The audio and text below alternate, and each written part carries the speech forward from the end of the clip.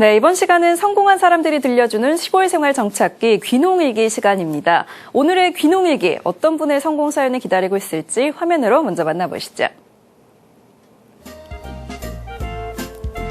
산과 논으로 둘러싸인 농촌 마을을 관광지로 만든 장본인. 제가 바로 그 주인공입니다. 고향으로 귀농을 선택한 후 양어장을 운영하다 본격적으로 관상어 체험 관광을 시작하게 됐습니다. 당시 관상어에 대한 관심이 높았던 터라 제 사업은 크게 성공하게 됐어요. 형형색색의 200여 종의 관상어를 감상할 수 있을 뿐 아니라 물고기 먹이주기, 낚시 체험 등 흥미있는 체험 프로그램으로 관광객들에게 오감을 만족시키며 귀농 후 성공이라는 타이틀을 거머쥐게 됐습니다. 귀농, 저한테는 새로운 삶의 시작이자 운명이 아닌가 싶어요. 이 운명의 끈을 잘 이어 더 넓은 곳에서 제 꿈을 펼쳐보고 싶습니다. 여러분도 도전하세요. 도전하는 자만이 성공을 맛볼 수 있으니까요.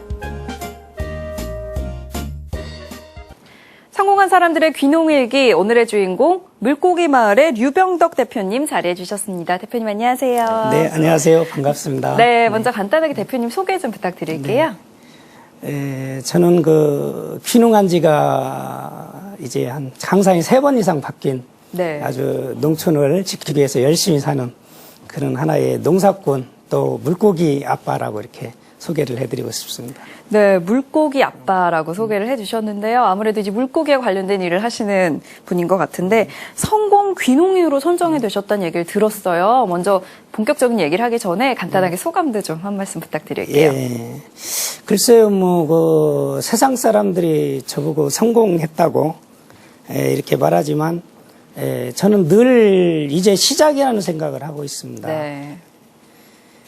제가 열어가는 이 생명체 문화를 통해서 뭔가 사람들이 움직이는 문화를 통해서 감동하고 뭔가 희열을 느낄 수 있는 그런 문화를 통해서 또 세상을 치유하고 힐링하겠다는 이런 일념으로 이제 일상에 임하고 있습니다. 그러니까 아까 사연으로 미리 만나본 그 내용에 따르면 고향으로 귀농을 하셨다고 했는데 고향으로 귀농을 결심하게 되신 특별한 이유가 있으셨나요? 네, 그때 시절은 이제 농촌 사람들이 도시로 막 이렇게 떠나는 그런 시절이었었는데 저는 농부의 아들로 태어나서 초등학교에 들어가기 전부터 일을 했어요. 아버지께서 가만히 치고 새끼꾸는 그때 제가 알기로는 직원분들이 그 당시에도 7, 8명 이렇게 됐었는데 그때 축구하러 가면 아버님이 데리러 와가지고 집을 막 추리라고 하고 그래서 일에 이제 어릴 때부터 잔뼈가 굵었는데 제가 도의지 생활을 하면서 이 농촌이 텅 비어가는 이 모습을 보고 농부의 아들이 농촌을 지켜야 하지 않으면 누가 지킬까 이런 생각이 들어서 귀농을 결심하게 되었습니다. 그럼 지금 현재는 귀농 생활을 어느 지역에서 하고 계신가요? 저는 전라북도 완주군 이선면에서 물고기 마을이라는 이런 조그마한 마을에서 살고 있어요. 물고기 마을에서 살고 계시다라는 말씀해 주셨는데요. 이 귀농 후에 지금 현재 물고기 관련된 일을 하고 계신 것 같긴 한데 어떤 일을 하고 계신지 구체적으로 좀 설명을 부탁드릴게요. 저희 집에는 물고기가 한 200여 종, 200만 마리가 이렇게 살고 있습니다. 물고기 3마리로 양식업을 시작을 했고요. 아버님께서 이제 기르는 어업을 하셨는데 제가 그것을 조금 업그레이드해서 이제는 보고 또 즐기고 느끼는 어업을 이렇게 6차 산업화를 시켜서 세상을 치유하게 힐링하겠다는 생태 체험 학습 관광화를 시키는 것이죠. 그래서 많은 이들이 와서 감동하고 즐거워하고 이렇게 돌아가고 있습니다. 네, 처음에는 물고기 3마리로 시작을 하셨다고 했는데 굉장한 그동안 그 노력이 있으셨을 것 같아요. 이 물고기 생태체험장을 운영하시면서 굉장히 또 유명인이 되셨다고 하는데 장안 한국인 대상을 수상하셨고요. 또 작년에는 세계 명인에 등극되셨다라고 얘기를 들었는데 그 물고기 하나로 이렇게 장인, 명인이 되시기까지 정말 굉장한 노력이 있으셨을 것 같아요. 이 대표님만의 귀농 성공 포인트 어떤 점들을 좀 꼽아볼 수 있을까요? 글쎄요, 늘 준비하는 자만이 기회를 포착하지 않느냐, 이런 생각을 하고요. 누구에나가 기회는 늘 온다고 이렇게 생각이 듭니다. 네. 그렇지만 그 기회를 잡는 것은 준비된 사람만이 잡을 수가 있고, 또 기회를 잡더라도 뭔가 끊임없는 노력과 이런 것들이 동반되어야 결실이 있다고 이렇게 생각이 듭니다. 그래서 저한테 세계 1인자라는 세계 명인이 이렇게 주어졌는데, 어류 힐링 문화 쪽에 이제 명인이 탄생이 된 건데, 같은 분야의 명인은 이제 2번 탄생을 안 씁니다. 네. 그래서 이제 막중한 사명감과 어깨가 무거워지고 있는데, 저는 이런 문화를 통해서 뭔가 세상에 의미 있고 가치 있는 흔적을 하나만 남겨봐야 되겠다. 이렇게 생각을 하고 있습니다. 네, 지금 명인에 등극되기까지 말씀을 해주셨는데 처음에 도시 생활을 하다가 귀농을 하셨고 또 물고기 3마리로 시작을 해서 이렇게 세계적인 명인에 등극이 되시기까지 힘든 일도 좀 있으셨을 것 같아요. 그동안 좀 이렇게 귀농 생활을 하시면서 힘들었던 점 있으시면 좀 얘기를 해주시죠. 애완이야 말할 수가 없죠. 네. 저는 이제 물고기를 공부한 사람도 아니고 인문계 고등학교를 다니다가 아버님께서 사업에 부도를 나면서 네. 학비를 못 내갖고 학교를 중퇴당했던 사람이에요. 그래서 중퇴당하는 날 이렇게 손가락을 단지하고 혈서를 썼어요. 내가 언젠가는 대학에 가겠노라고 네. 이런 혈서를 썼는데 그 약속을 지키기 위해서 정말로 피눈물 나는 노력을 했는데 27년 만에 그 약속을 지켰어요. 네. 그래서 대한민국 신지식인 1등을 하고 또 대한민국 명인이 되고 세계 명인까지 이렇게 등극을 했는데 막상 이 지식인들이 이 가르침으로 물고기를 길러보니까 물고기가 잘 살지 못하더라고요. 그런데 이 사위는 그 지식인들 목소리를 굉장히 선호를 해요. 그래서 이 필드에 이런 목소리가 굉장히 중요하고 어떻게 보면 산 경험이잖아요. 교훈이고. 근데 그것이 잘 전달이 안 돼서 제가 이제 좀 화가 나가지고 내가 박사를 따버리면 내 말을 좀 들을 거 아니냐. 그렇게 해서 지금 현재 어류 힐링 문화 연구 쪽으로 이제 박사 과정에 돌입을 했고 그래서 곧 머지않아서 학위를 받게 되면 아마도 제 목소리가 조금은 이 대한민국 어업 발전에 농촌 부흥에 조금은 기여가 되지 않을까 이렇게 생각을 합니다. 네, 지금 사실 말씀해 주신 것처럼 지금 현재 이 물고기에서는 정말 내로라 할 장인이 되신 것 같은데 사실 이 처음에 물고기라는 아이템을 선택하시기까지 어떤 이유가 있었는지 좀 궁금하거든요. 네, 물고기하고 인연이 된 것은 제가 조그마한 어항을 이렇게 이제 책상 위에 놓고 공부도 하고 이렇게 이제 일상에 젖어 있으면서 우연히 이제 물속에 알이 이렇게 떠다니는 걸 봤어요. 그런데 어느 날 보니까 알에서 까만 점 2개가 생기고 꼬리가 생기고 또 한순간에 그 알을 이렇게 병아리 같이 이렇게 터틱으로 나오더라고요. 그 물고기가 이 탄생하는 모습을 실질적으로 보고 그 대자연의 신비로움이나 아름다움 이런 게 제가 빠져드는 거예요.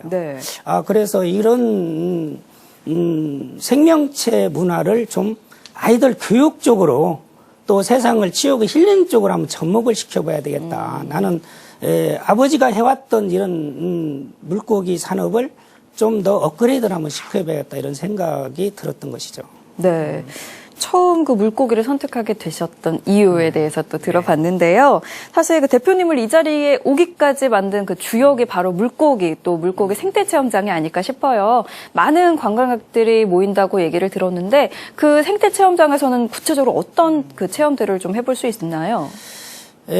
물고기 생태 체험학습장은 한마디로 말씀을 드리면 그 아쿠아리움은 보고 끝나는 문화이지만 네. 저희 물고기 마을은 공유하는 문화다 이렇게 말씀을 드릴 수 있겠습니다. 많은 분들이 오셔서 직접 물고기한테 먹이도 주어보고 네. 또 낚시 체험도 해보고 물고기를 잡아보고 이렇게 따라다니는 물고기들하고 같이 교감을 통하면서 이야기도 하고 네. 온 가족이 둘러앉아서 다양한 체험을 하면서 서로 간의 갈등이나 이러한 것들이 한순간에 녹아버리는 하나의 문화의 장이다 이렇게 저는 생각을 하고 있습니다. 네. 그 주말마다 그 체험장에 수천 명의 관광객들이 이제 모인다고 얘기를 들었는데 관광객들의 만족도는 어떤가요? 사실 이 공유하는 체험 이런 것들이 요즘 굉장히 또 화두고 인기가 많을 것 같긴 한데요. 실제로 느끼시기에 어떠신가요? 네, 그 물고기 마을은 이제 제가 기획한 부분의 10%밖에 연출이 안 됐어요. 그래서 늘 이제 시작이다 이런 생각을 제가 하고 있는데, 네. 그래서 이제 홍보도 사실은 손님 맞을 준비도 안 돼 있기 때문에 제 쪽에서는 홍보도 안 했는데 1년에 20만 명 이상 이렇게 구전 홍보로 이렇게 다녀가고 있습니다. 네. 물고기 마을은 이제 이 뱃속에 있는 이 태아가 잉태를 하면 어머니들이 태아 교육을 시키러 물고기 마을 와요. 그러고 낳아가지고 3살, 4살, 5살 유치원, 초등학교 뭐 이런 과정을 통해서 30번, 40번 재방문을 하는 거예요. 네. 재방문율이 50%가 되는 걸 보면은 만족도는 매우 높다 이런 생각을 하고요. 또 오는 분들이 만드는 과정을 전부 다 이렇게 보셨어요. 그래서 불평을 하고 싶어도 못 하고 가시는 것 같아요. 그래서 참 감사하고 그분들이 오셔서 감동하고 즐거워하는 이런 모습을 볼 때마다 저는 쉴 수가 없는 것이죠. 얘기를 들어보니까 굉장히 많은 관광객들이 생태체험장을 찾고 계신 것 같은데요. 원장님, 이 대표님 같은 경우 정말 귀농을 하셔서 그 귀농에서 물고기로 이렇게 성공을 하셨는데 원장님께서 보실 때는 이 대표님의 성공 포인트가 어디 있다고 보시나요?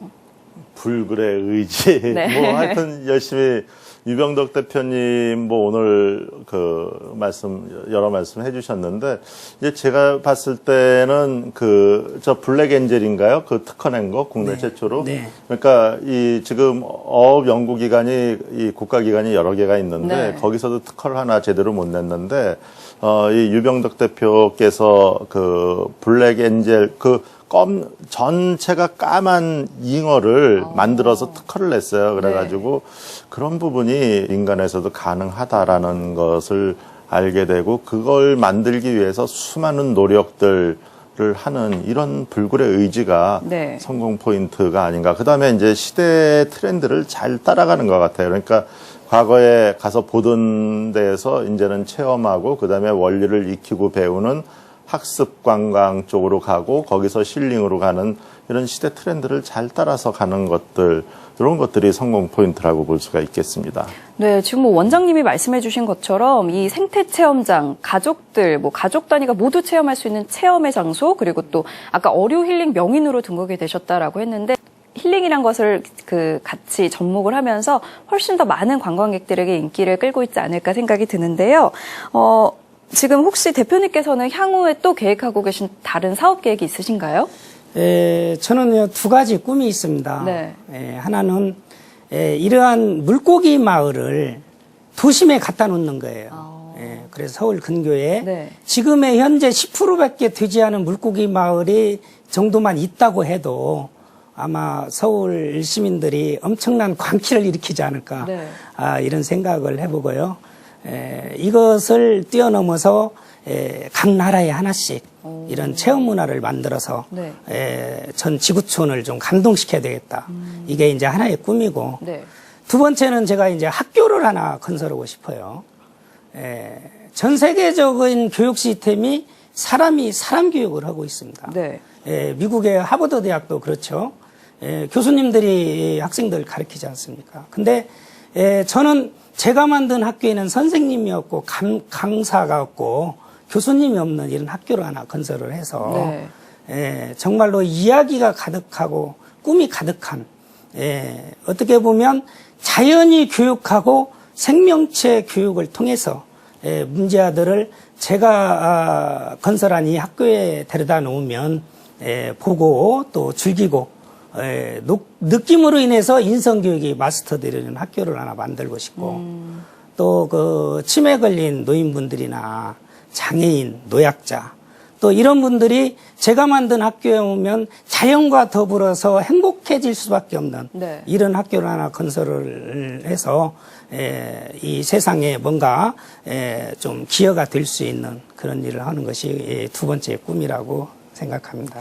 네, 이렇게 대표님의 향후 목표만 듣고 있어도 정말 힐링이 되는 것 같은 느낌인데요. 마지막으로 대표님께 한 가지 질문 더 드릴게요. 네. 이제 뭐 귀농귀촌 준비하시는 많은 예비 귀농귀촌인들에게 성공할 수 있는 팁, 뭐 조언 한마디 부탁드릴게요.